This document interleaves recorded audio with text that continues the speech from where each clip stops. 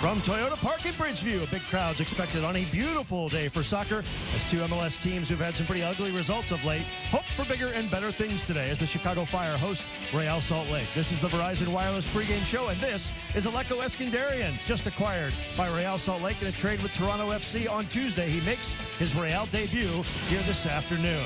You've heard of riding high in April, shot down in May. Well, at the beginning of this month, the Fire were in first place in Major League Soccer's Eastern Conference, but as we look at today's standings, brought to you by the Chicago Sun-Times, they are now looking up at four other teams trying desperately to break a four-game losing streak.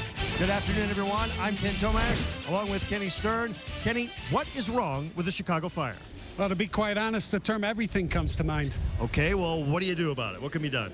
Well, I think Dave Sarachan has got to let players compete for jobs. He's got a lot of options. If this team is as deep as we think it is, Dave Sarachan can start using those options, and the players know it. But as we take a look at the footage and we break down what's been ailing this club, it really relates to the defense first and foremost. Here you see a ball over the top in Thursday's game. The best player in the league, Angel, pulling it down. He's way too close to pick up that ball. But take a look. That's 6 players for Chicago while the goal scorer is unmarked. And speaking of bad marking, here's a corner kick for the Red Bulls last Thursday. And you'll see Angel getting at the end of this one. But as we take a close look at this, you'll see he was well marked at the beginning of this. But Jim Curtin left his mark to try to win that ball in the air. And a player like Angel is going to find himself a good spot to take advantage. Chicago's got to tighten things down in the back.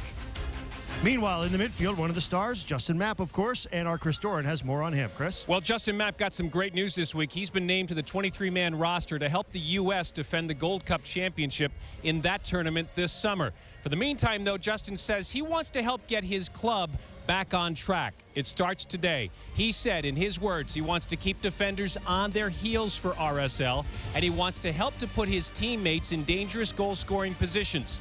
Justin will be able to help next week, too. And then after that, he leaves for the U.S. men's national team training camp.